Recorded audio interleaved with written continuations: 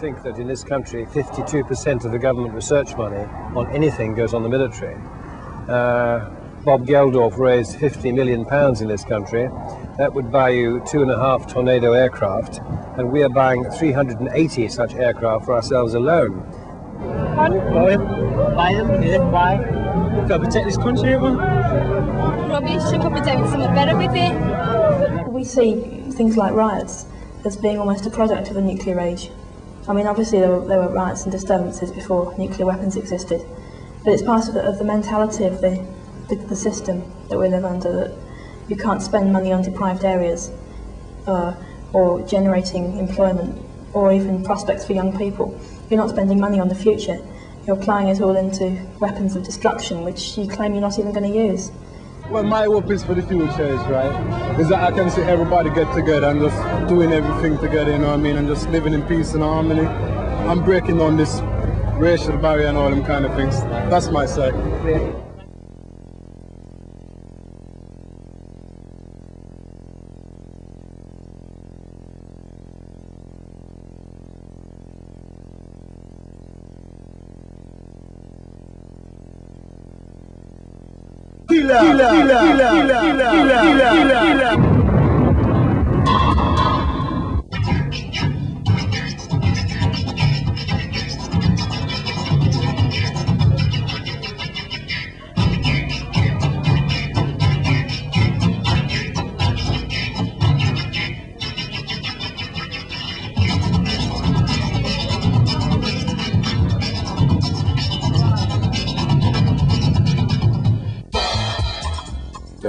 Governments of all sorts spend money on things they have no right to spend money on.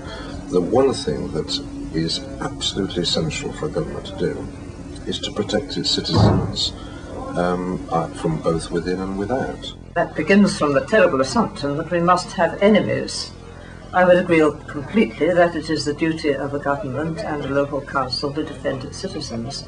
I would question the way in which citizens can be defended, and I would particularly question whether there's any hope of defending anybody by using outward weapons, and particularly by being prepared to use nuclear weapons. These are sacrifices which we are prepared to make because we feel that we cannot any longer continue to pay taxes in the normal way and allow the government to spend it on just whatever it likes, on all these destructive weapons. We prefer to make our stand and make it clearly and suffer the consequences, because the consequences which everyone will suffer if war breaks out will be so much greater than that our present sacrifices are very small indeed in comparison. You can't make up your own mind that you will break the law and call it not breaking the law. The law of the land is bigger than any of us, really, and I think it's our responsibility to keep the law of the land. And I promise you that if people don't pay their tax bills because they claim to have a conscientious objection, an awful lot of people will claim a conscientious objection pretty damn quick, because it would be a beautiful way to get out of paying your taxes. I don't believe I'm breaking the law. I was in court saying that I had lawful excuse to do what I was doing. And what I was doing was actually going to one piece of wire at a nuclear base in Norfolk, and I was going to cut it with the demands that the government should vote for some bit of disarmament at the UN or have a freeze on the nuclear arms race and so on. But when I say I think I was keeping the law, it says in the Criminal Damage Act that you can't do these things without lawful excuse. And I think that since international law prohibits the use of weapons of mass destruction, makes a radical distinction between competence and non-competence, all those things which nuclear weapons can't, I think what I was doing was trying to uphold the law.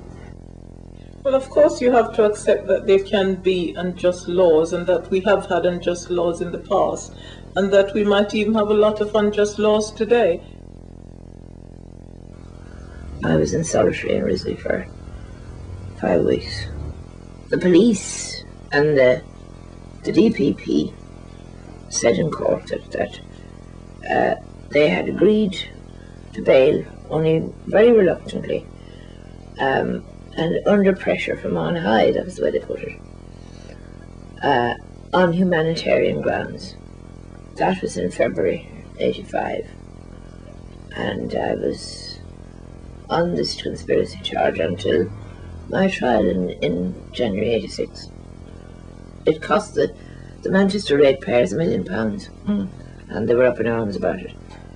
There are injustices, social injustices, and that these create enemies, and that we have to cure the trouble at its source, which is to remove the social injustice. And while that exists, there will be enemies, and they'll look across the barricades, so to speak, in both directions. Suppose you had to spend half as much money on trying to make peace as you have been making war. We wouldn't have to worry about nothing. But it don't make sense. It don't make sense. It don't make sense when you can't make peace.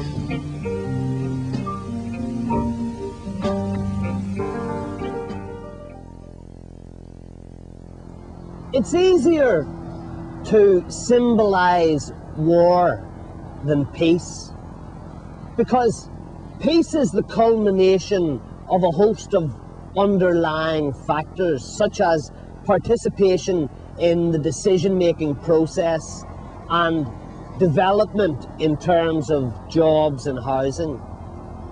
It's hardly surprising, therefore, that Britain's inner cities periodically erupt, and with increasing frequency, in scenes of frustration, anger and violence, followed by the inevitable recriminations of the law and order lobby and calls for increased power to the police. But is that the peaceful solution, to meet violence with violence?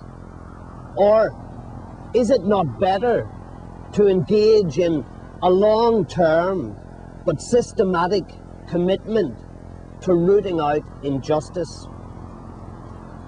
The Black American writer James Baldwin once said, "The worst thing any society can create are people who have nothing to lose."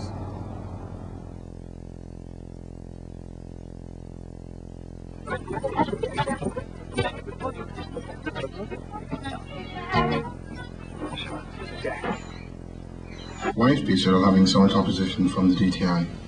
Anyway, a very good evening from Mikey B. It is, of course, time for the Community Interest Show, and tonight we're discussing the relationship between the black community and the police, also looking at peace and democracy. Our relationship with the ethnic minorities has been an ongoing, progressive, developing association. The sad thing is, over that period of time, that the amount of black and brown recruits that we've got in the police, although the West Midlands, in proportion to other police forces, have got far more than anywhere else. In fact, I think we're the highest in the country on that score. We still haven't got enough because it's not reflective of our society. And obviously we don't want to go into prejudices and racism and things of this sort. But I mention it just to illustrate that police officers are just ordinary people. The police represent society. So I cannot believe they can be any less racist than the rest of white society. If that is the case, then individual policemen will see black people coming in as a threat. They will see that immigration of people from India, Pakistan, Bangladesh and the Caribbean is something that they do not particularly want. So they will have the same kind of attitudes at an individual level that other members of society in this country are led to have, and therefore they will act on those attitudes. They will behave differently. Inevitably, they will behave differently to their black citizens than to white citizens, and it's absolutely utopian to say otherwise. Say, for instance, if I do go to court, in particular court outside the West Midlands area, you find that people tend to look at you. You know, if you sort of making your way towards where the lawyers normally sit, you perhaps see the magistrates, the court officials and everybody else looking at you and basically wanting to say to you that, look, I mean, you know, where you're trying to sit or where you're going, I mean, defendants don't go beyond this barrier because they basically tend to see you as a defendant, you see. You can't be a lawyer in their estimation. Police consultative committees, are they a good idea? Is it a closed shop? Is it a means of a few elite being able to sit down and discuss issues that they're possibly not capable of discussing? With regard to police consultative machinery, I believe there is a basic threat to democracy because the system uses those very people who have vested interest in saying yes to everything that the authority says. Those people who have some voice are hardly counted.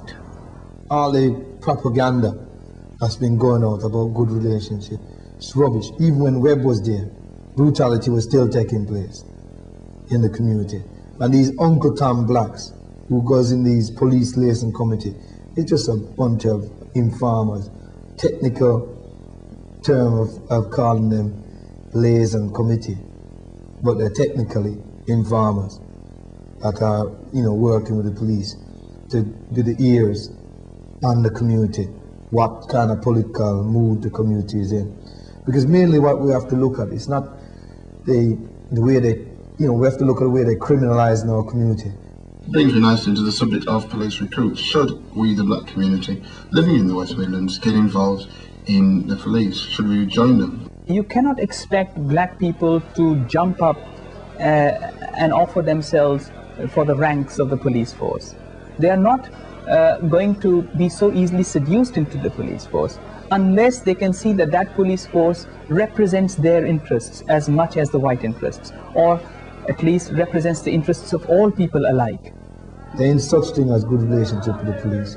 And when the police go out try and saying that they're gonna recruit black police, these guys are just stooges and women. They're just stooges because they'll be used to infiltrate black organization and really deal with black people, not to deal with white people.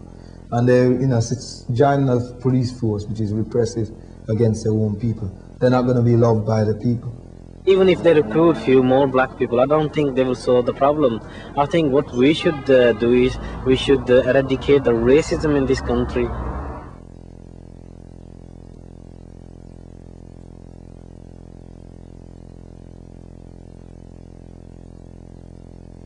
Plastic bullets, the uses now, they've been used in Northern Ireland for many years, and they've killed quite a few people as well. Jeffrey Deere is intent on the use and the introduction of plastic bullets.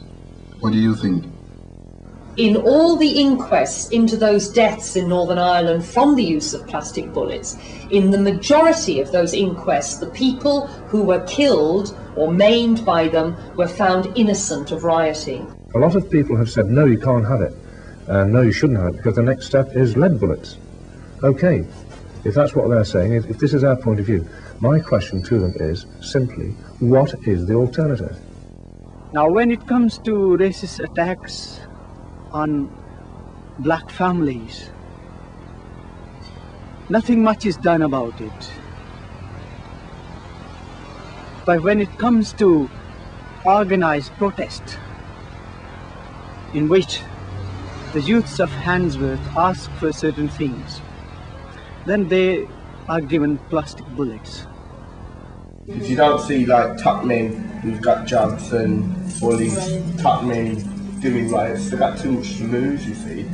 Peace can only be a concept if people are not worried about where they're going to get their wages from, where they're going to live, what kind of standard of living they're going to enjoy, how their children are going to be educated, if at all. There's nothing democratic about Britain. It sometimes screams about Russia holding people in prison and torturing people. It does the same thing here to black people. There's no such thing as peace without justice. There can't be. When Mrs. Thatcher became Prime Minister in 1979, on the steps of Number 10, she quoted the famous prayer of St. Francis of Assisi. Lord, make me an instrument of your peace. Where there is discord, let me bring harmony. And then, immediately and steadfastly, embarked on a strategy to achieve this. External and internal defences were strengthened either by increased expenditure or by law and order initiatives. But the result has not been harmony, but rather an increase in discord. Crimes of every category are soaring, particularly crimes of violence and violence against children. Why? Perhaps it would have been helpful if Mrs. Thatcher had considered in detail the implications of Francis's prayer. For Francis, peace does not come through conflict and aggression, but through trust, selfless giving, and forgiveness. But then, Francis was a saint and not a politician. So, what are we to do to achieve peace? How can we, living as we do in these troubled times, under the constant threat of the possibility of nuclear war in our lifetime, bring about peace? We can only begin with ourselves and with our own community, working outwards from there, clinging to the hope that things can be changed, and realizing that history is not preordained and that we are responsible for its outcome in this city, in this country, in this small planet.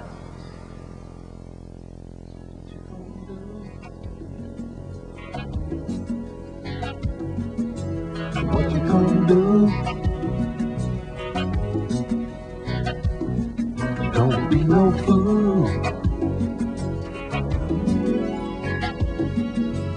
What you gonna do?